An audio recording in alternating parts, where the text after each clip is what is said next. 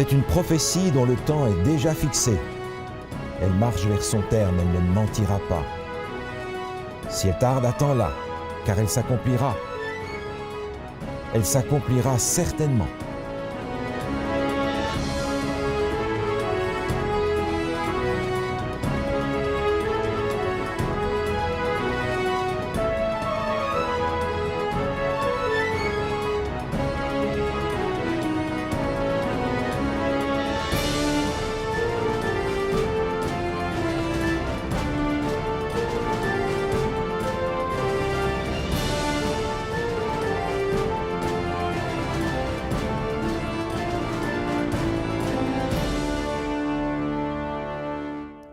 Bonjour à tous et à toutes. Bienvenue à cette nouvelle émission du chapitre 9 du livre du prophète Daniel. Aujourd'hui, dans le chapitre 9, nous allons essayer de mieux comprendre le chapitre précédent, le chapitre 8, qui était le début du troisième tableau prophétique. Nous avions vu le premier tableau prophétique lors du chapitre 2, le deuxième au chapitre 7, et maintenant, le troisième tableau a débuté au chapitre 8, se complète au chapitre 9. Au chapitre 8, nous avons vu en particulier le sanctuaire de Dieu, là où se passe présentement le jugement final. Et ce jugement, on avait vu que c'était pour préparer les gens en fait pour le prochain retour de Jésus. Et aujourd'hui, pour mieux comprendre le chapitre 9 et aider à mieux comprendre en fait cette prophétie des 2300 jours ou années, nous allons essayer de tirer des éléments à partir du chapitre 9 avec le pasteur Scalier. Bonjour, pasteur Scalier. Bonjour, Michael. Bienvenue à cette nouvelle émission, Merci. à cette belle journée d'après-midi ensoleillée.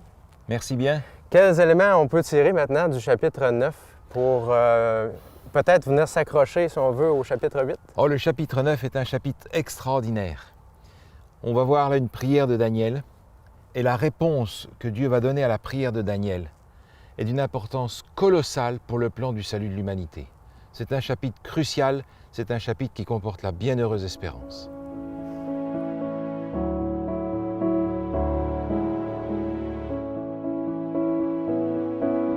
Pourriez-vous nous replacer dans le contexte, s'il vous plaît, par rapport au chapitre 8 et 9, parce que c'était un peu compliqué, on pourrait dire. En effet, alors le chapitre 8 se termine avec Daniel qui est vraiment paniqué parce que le texte nous dit, dans une meilleure traduction d'ailleurs du dernier verset, qu'il n'a pas compris la vision. Il est donc inquiet, il se demande ce qui se passe avec cette longue période de 2300 années qui est présentée au chapitre 8. Maintenant, au chapitre 9, on apprend que Babylone est déjà tombée juste précédemment aux mains des Mèdes et des Perses. Et Daniel, lui, maintenant, ici, commence à prier. Il nous est dit, moi, Daniel, je vis dans les livres qu'il devait s'écouler 70 ans pour les ruines de Jérusalem, d'après le nombre des années dont l'Éternel avait parlé à Jérémie le prophète. Il compare et il ne comprend pas. Donc, je tournais ma face vers le Seigneur Dieu afin de recourir à la prière, aux supplications, en jeûnant, en prenant le sac et la cendre. Je prie l'Éternel mon Dieu et je fis cette confession. Daniel ici s'approche de Dieu et ce qui nous est présenté dans le texte, supplication, prière, jeûne, sac, cendre, c'est véritablement la prière de celui qui est dans le deuil, dans l'humiliation. Daniel se présente avec une grande humilité devant Dieu parce qu'il sait qu'il n'y a rien en lui. Et c'est de cette manière-là que sa prière va commencer, avec une grande humilité. Un homme qui est brisé et qui se présente devant Dieu tel quel. Lorsqu'on regarde cette prière de Daniel où il a ouvert son cœur à Dieu, c'est une longue prière. On a l'impression même qu'elle est plus longue que la vision en soi. Ouais. On a l'impression aussi que Daniel est en train de demander pardon pour des péchés qu'il a peut-être même pas commis lui-même. Oui, c'est une admirable prière. En réalité, Daniel ici prend véritablement le deuil, le sac, la cendre. Il se présente avec beaucoup d'humilité devant Dieu, conscient de son incapacité, conscient des mérites qu'il n'a pas. Et cette prière, malheureusement, on n'a pas le temps de la regarder en beaucoup de détails, mais j'aimerais juste relever un ou deux points qui me paraissent extrêmement importants. Il s'adresse à Dieu au début et à la fin en reconnaissant à qui il a affaire. Seigneur Dieu grand et redoutable, toi qui gardes ton alliance et qui fais miséricorde à ceux qui t'aiment et qui t'obéissent. Dans les versets qui suivent, il va passer à la confession. Et dans cette confession, il va utiliser 5 mots différents pour désigner le péché, sous ses différents aspects. De cette manière-là, il donne l'impression de vouloir vraiment mettre tout en ordre avec Dieu. Et il parle des péchés non seulement des autres, de son peuple, mais nous avons péché.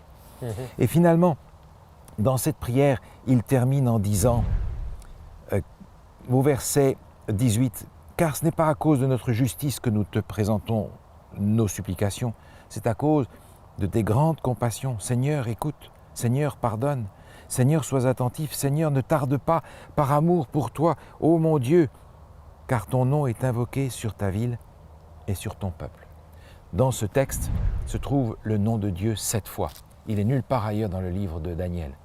Mais ici, avec intensité, Daniel prie et reconnaît que ce n'est pas à cause de ses mérites.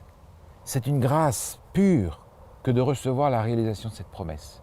Et il rappelle à Dieu en finissant, n'oublie pas que ton nom en dépend, ta réputation en dépend. C'est une admirable prière. La vision qu'on retrouve dans le chapitre 9 fait référence au chapitre 8, la vision du chapitre 8, mais ça a été donné des années plus tard. Donc, comment est-ce qu'on peut faire le lien entre les deux? Alors, c'est juste, Daniel lui-même va faire le lien. Sa prière, en réalité, est la suite de son incapacité de comprendre la vision du chapitre 8. Et ensuite, nous avons plusieurs indications dans ce chapitre qui lient ces deux visions l'une avec l'autre. Tout d'abord, il nous est dit que c'est l'homme Gabriel, l'ange Gabriel. Et il dit au verset 21, « Je parlais encore dans ma prière quand l'homme Gabriel, que j'avais vu précédemment dans une vision, s'approcha de moi d'un vol rapide au moment de l'offrande du soir. » Donc il fait référence à ce personnage qu'il a guidé dans la vision précédente et qui le guide à nouveau maintenant et qu'il nomme par son nom. Il le connaît. Et puis, d'autre part, on a quelque chose d'important qui est donné un petit peu plus loin.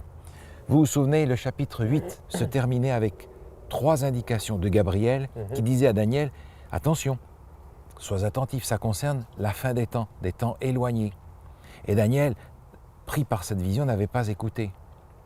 Maintenant, l'ange vient le voir, et il y a beaucoup d'ironie là-dedans. L'ange lui dit, « Sois attentif à la parole et comprends la vision. » L'ange lui dit, cette fois-ci, Daniel, écoute. Écoute comme il faut. La vision. Et le mot qui est employé ici pour vision, c'est exactement le même mot qui est employé au chapitre 8, lorsqu'il est dit au verset 26, « Et la vision des soirs et des matins dont il s'agit est véritable. » Donc le lien est fait parce que le vocabulaire est spécifiquement employé par rapport à la vision des 2300 soirs et matins et la vision qui lui est donnée ici, pour laquelle l'ange vient lui apporter une explication dont il a terriblement besoin et qu'il a demandé dans sa prière.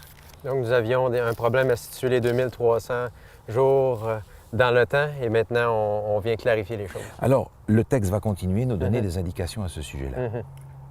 Une période de 70 semaines nous est donnée. À quoi est-ce que cela correspond? Alors le texte est assez clair.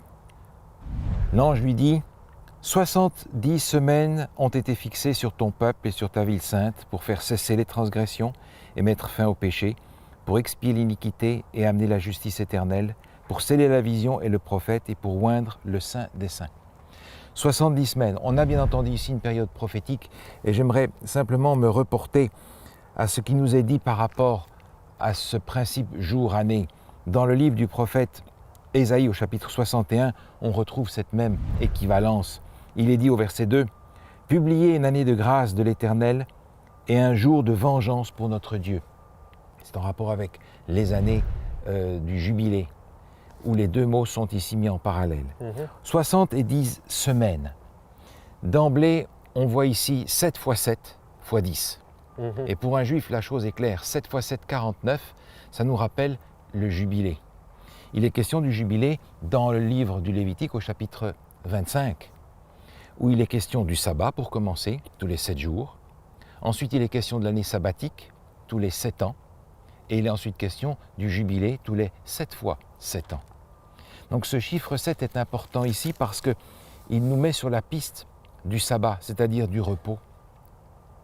Et en réalité, ce qui est offert ici, c'est le repos du repos, c'est la grâce de la grâce qui est offerte au peuple. 7 fois 7, 49, la perspective du jubilé se trouve très fortement dans ce passage-ci. Maintenant, dans le livre des Chroniques, il nous a donné une indication importante par rapport à la déportation. Écoutez ceci. Nebuchadnezzar emmena captifs à Babylone ceux qui échappèrent à l'épée, et il les firent assujettis à lui et à ses fils, jusqu'à la domination du royaume des Perses, afin que s'accomplisse la parole de l'Éternel prononcée par la bouche de Jérémie, jusqu'à ce que le pays ait joui de ses sabbats. Il se reposera tout le temps qu'il fut dévasté, jusqu'à l'accomplissement des 70 ans.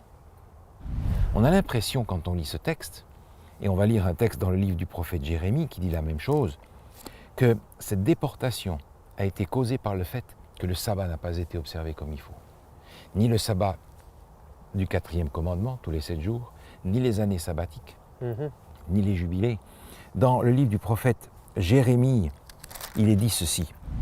« Mais si vous n'écoutez pas, quand je vous ordonne de sanctifier le jour du sabbat, de ne porter aucun fardeau, de ne point en introduire par les portes de Jérusalem le jour du sabbat, alors j'allumerai un feu aux portes de la ville et il dévorera les palais de Jérusalem et ne s'éteindra point. » La notion du sabbat ici est extrêmement importante et on se rend compte que le sabbat joue un rôle très important dans la compréhension du salut. Le sabbat, c'est le repos. Et le repos, nous ne pouvons l'avoir qu'en recevant le cadeau du salut qui nous est donné en Jésus-Christ. C'est par conséquent un thème ici essentiel pour comprendre cette prophétie. Nous ne pouvons pas être sauvés par nos mérites. Et vous vous souvenez que dans le chapitre 8, il était question de cette puissance politico-religieuse qui avait mis le sabbat de côté. C'est en réalité un affront à Dieu, c'est une manière de lui dire « Nous n'avons pas besoin de ta grâce, nous allons nous sauver tout seuls, par nos œuvres. Le sabbat ici joue un rôle important parce qu'il nous conduit directement à celui qui apporte la grâce, à Jésus. Dans le texte que vous venez de nous lire, il est question de sceller la vision et oindre le Saint des Saints. Oui. Qu'est-ce que ça signifie? Alors, sceller la vision, en réalité, il s'agit d'accomplir la vision en question, ici, qui annonce des événements futurs. Et oindre le Saint des Saints est une expression extrêmement intéressante. On la retrouve dans l'Ancien Testament, en particulier en rapport avec l'onction des sacrificateurs. Dans un texte que l'on a dans le livre des Chroniques, au chapitre 23, il est question des fils de Aaron, qui sont les sacrificateurs. Il dit « Aaron fut mis à part pour être sanctifié comme très saint, lui et ses fils, à perpétuité. » Cette expression « Saint des saints » est en rapport avec l'onction de Aaron comme prêtre, comme souverain sacrificateur. Et l'expression qui est employée ici, on a 3 mots que l'on retrouve ensemble dans l'Ancien Testament à un seul endroit. C'est le mot « expier », le mot « oindre » et « saint des saints ». On le retrouve dans le livre de l'Exode au chapitre 29. Et nous n'allons pas lire le passage, c'est le verset 35 à 37, où il est effectivement question ici encore une fois de la consécration des prêtres. Le chapitre précédent nous parle des instructions données pour consacrer Aaron et ses fils. Le souverain sacrificateur est oint. Et nous comprenons dans les Écritures que Jésus est notre souverain sacrificateur. Alors quand est-ce que Jésus a été oint? À son baptême. Où on se souvient que le Saint-Esprit est tombé sur lui, est descendu sur lui et Dieu a parlé. On a donc ici, avant même d'avoir décortiqué le texte, une indication qui nous montre que cette vision est en rapport avec Jésus, avec l'onction de Jésus, avec le baptême de Jésus. Et vous vous souvenez, tout à l'heure, on parlait de l'institution du jubilé, tous les 7 fois 7 ans. Jésus lui-même, au début de son ministère, va introduire son ministère dans l'évangile de Luc, au chapitre 4, en faisant référence à l'institution du jubilé. Dans l'évangile de Luc, au chapitre 4, Jésus va citer le prophète Ésaïe, dans Ésaïe 61, et il va dire ceci. « L'Esprit du Seigneur est sur moi, parce qu'il m'a oint pour annoncer une bonne nouvelle aux pauvres. Il m'a envoyé pour guérir ceux qui ont le cœur brisé, pour proclamer aux captifs la délivrance et aux aveugles le recouvrement de la vue, pour renvoyer libres les opprimés, pour publier une année de grâce du Seigneur. » Et Jésus dit juste après, « Aujourd'hui, cette parole est accomplie. » Le ministère de Jésus ici est au centre de cette prophétie. Donc, dans le chapitre 45 d'Ésaïe, il était question d'un oint, il était question de Cyrus, en fait, qui était celui choisi par Dieu. Est-ce que c'est de ce oint-là dont on parle? Alors effectivement, Cyrus était présenté comme un oint pour libérer le peuple hébreu. Et le texte nous disait que c'est lui qui rebâtira Jérusalem. En fait, il est une image du vrai et du grand Messie, du grand oint qui est Jésus-Christ. D'ailleurs, dans le livre de Matthieu, au chapitre 1, il est dit « Tu lui donneras le nom de Jésus, c'est lui qui sauvera son peuple de ses péchés ».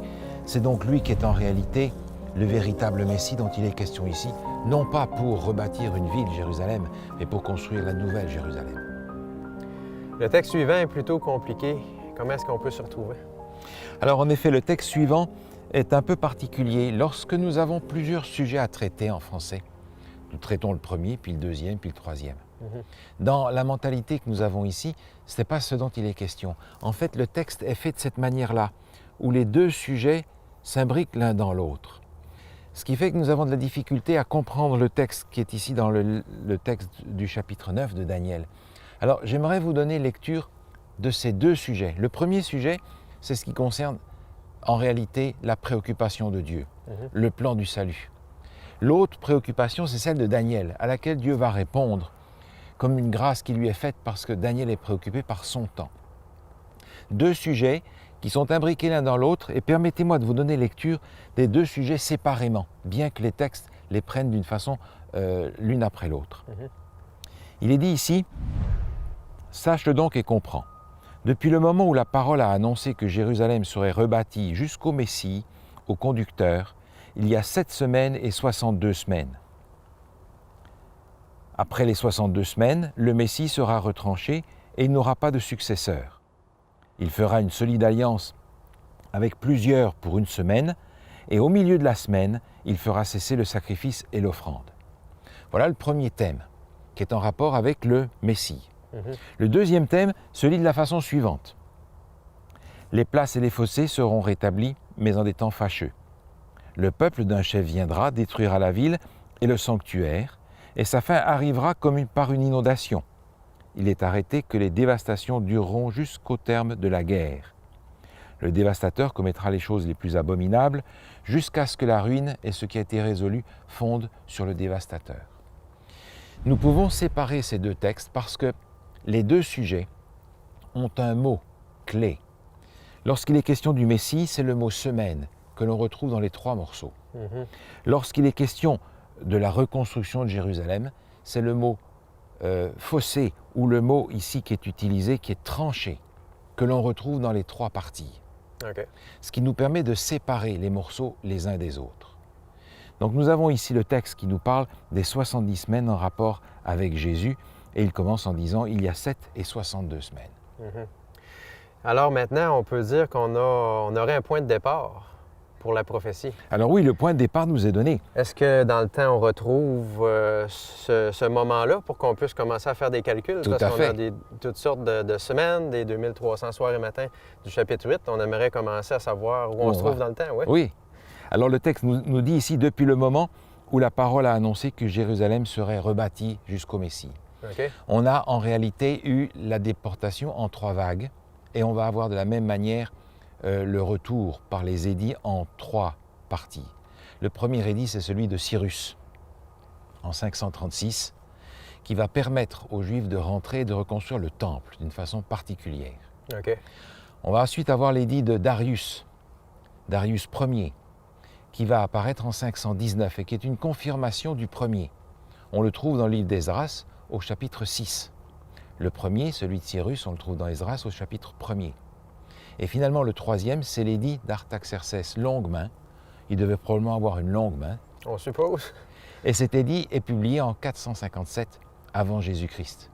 C'est le plus complet qui va permettre en réalité aux Juifs de reconstruire toute la ville et les murs. Donc 457 serait le point de départ. Historiquement, c'est le seul véritablement point de départ qui correspond à ce que le texte nous donne. Alors maintenant, comment s'organise cette prophétie des 70 semaines? Alors on a le point de départ, 457 avant Jésus-Christ. La prophétie nous parle ici de 7 et 62 semaines, ce qui fait 69. En prenant le calendrier hébreu de 360 jours par année, on arrive à 483 années pour ces 9 semaines. On arrive donc en 26 de notre ère. Comme on passe des années avant Jésus aux années après, il n'y a pas d'année 0, donc il faut rajouter 1 pour que notre compte soit juste. On arrive en 27. Le texte nous dit « Après les 62 semaines, le Messie sera retranché et il n'aura pas de successeur. » Le mot retranché ici, pour le Messie, est extrêmement important. Si on prend le mot dans le texte et qu'on le translittère dans français, c'est K-R-T. C'est le mot coupé en réalité, et qui est un mot très significatif parce qu'il est employé dans le contexte de l'alliance. En hébreu, on va dire on va couper une alliance. Et on se souvient de ce qu'Abraham avait vécu. Il avait coupé des animaux, marché au milieu des animaux coupés, en signe d'alliance qu'il avait fait avec Dieu. C'est ce qui se passe exactement ici. Et à la fin de ces 69 semaines, qu'est-ce qui va se passer? Alors à la fin de ces 69 semaines exactement, on apprend ici que d'après le texte qui nous est donné dans Luc par exemple, on a tout un tas d'indications qui nous disent à quel moment Jean-Baptiste fait ses baptêmes. Et dans Luc chapitre 3, on a le baptême de Jésus, qui tombe exactement en l'an 27, à la fin des 69 semaines. Donc, nous voyons qu'est-ce qui est arrivé à la fin des 69 semaines. Qu'est-ce qu'on fait de la 70e semaine maintenant? Alors en effet, il nous reste une semaine qui est là. Et il est dit au verset 27, il fera une solide alliance avec plusieurs pour une semaine. Et au milieu de la semaine, il fera cesser le sacrifice et l'offrande. Il y a une dernière semaine, donc 7 jours, donc 7 ans. Et il nous est dit qu'au milieu de la semaine, il fait cesser le sacrifice et l'offrande. Comment est-ce que le Messie a fait cesser les sacrifices et l'offrande? En mourant lui sur la croix. À partir de ce moment-là, tous les sacrifices qui symbolisaient son sacrifice à lui sont maintenant caducs. Si nous rajoutons 3 ans et demi à 26, automne 26, nous arrivons au printemps 31. 31, c'est justement le moment de Pâques où Jésus est mort sur la croix. Donc la prophétie est claire, elle vient indiquer qui est vraiment le Messie, Jésus, au moment de son baptême, la 69e semaine. Exactement. Et dans la 70e semaine, on vient annoncer Jésus qui viendrait s'offrir en sacrifice pour mourir à la place des pécheurs. C'est extrêmement important. Quand Jean-Baptiste reçoit Jésus, il dit « Voici l'agneau de Dieu qui ôte le péché du monde ». Le symbole de l'agneau est extrêmement clair. Dans la partie suivante du texte, il y a Dieu qui s'adresse à Daniel. Qu'est-ce qui est dit? Oh, la préoccupation de Daniel est fort simple, c'est concernant Jérusalem. Et Daniel, dans le texte que nous avons lu tout à l'heure, va entendre Dieu lui dire « Ne t'inquiète pas pour Jérusalem. Jérusalem va être reconstruit dans des temps difficiles, et on a cette histoire-là du temps de Esdras et Néhémie, mais elle sera redétruite de nouveau. Dieu est en train de lui dire « Ne t'inquiète pas pour Jérusalem, la Jérusalem terrestre n'est pas extrêmement importante. » Donc, parfois, on entend toutes sortes d'histoires autour de la reconstruction du temple de Jérusalem. Donc, l'importance n'est pas sur cette terre, mais bel et bien dans le sanctuaire céleste, dans le temple qui est dans le ciel. Exactement. Se focaliser sur la reconstruction du 3e temple à Jérusalem, c'est véritablement oublier là où l'action se passe véritablement maintenant, c'est-à-dire dans le sanctuaire céleste. C'est là que se trouve l'action de Dieu actuellement en préparation pour le retour de Jésus. La prophétie des 70 semaines et celle des 2300 soirs et matins vont ensemble finalement, parce qu'au verset 24, c'était mentionné que la prophétie des 70 semaines était retranchée d'une période plus grande. Exactement. Donc celle des 2300 soirs et matins. Exactement. Donc on peut commencer à faire des calculs. On revient au chapitre 8. Nous avions la période des 2300 soirs et matins, sans point de départ, mais maintenant, nous avons un point de départ qui est 457 avant Jésus-Christ. Exactement. Donc, où est-ce que cela nous amène et quel est cet événement? Alors, il suffit de faire le calcul, il est fort simple. On part de 457 avant Jésus-Christ, on ajoute 2300 années et on se retrouve dans notre ère chrétienne en 1843. Il faut rajouter 1, encore une fois, parce qu'on passe des années avant Jésus aux années après Jésus. Il n'y a pas d'année zéro, on est maintenant en 1844. Et là, c'est une date qui dérange parce qu'on est vraiment proche de notre temps. On réalise à ce moment-là qu'il s'est passé quelque chose d'essentiel dans le ciel dans l'année 1844, c'est que le jugement a commencé. Ce jugement, c'est la dernière borne avant le retour de Jésus.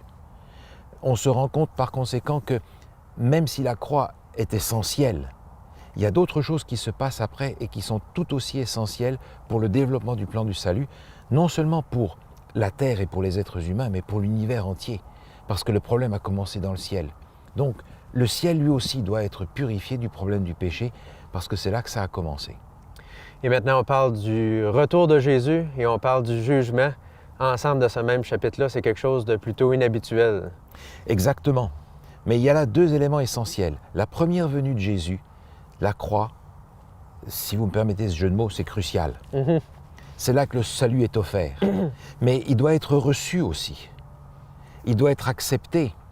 Et il y a un moment où on doit faire le point pour l'univers entier et finalement rendre à Dieu toute la gloire qui lui est due et éliminer le problème du péché.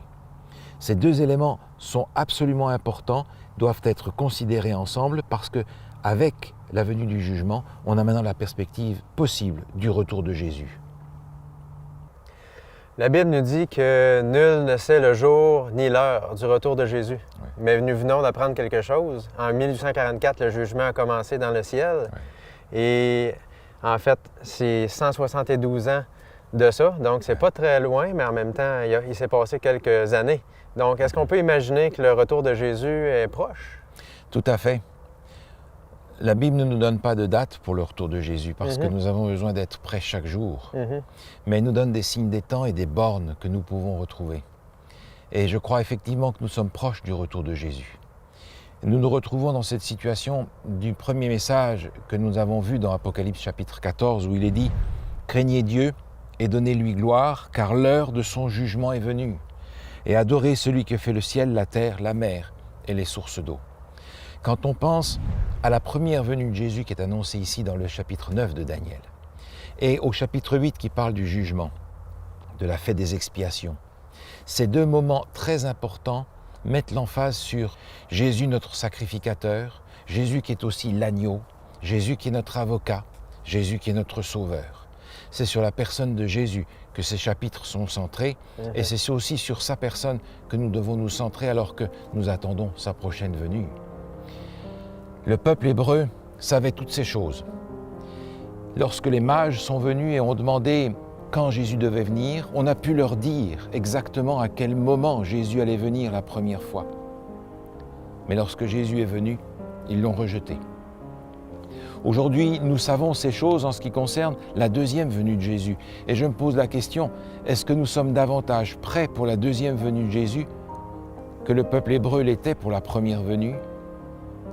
En ce sens, je crois que nous sommes invités, comme Jésus le faisait comprendre dans l'Évangile, à veiller et à prier. Dans l'Évangile de Luc, au chapitre 21, il est dit « Veillez donc et priez en tout temps, afin que vous ayez la force d'échapper à toutes ces choses qui arriveront et de paraître debout devant le Fils de l'homme. » Qu'il en soit ainsi pour chacun d'entre nous.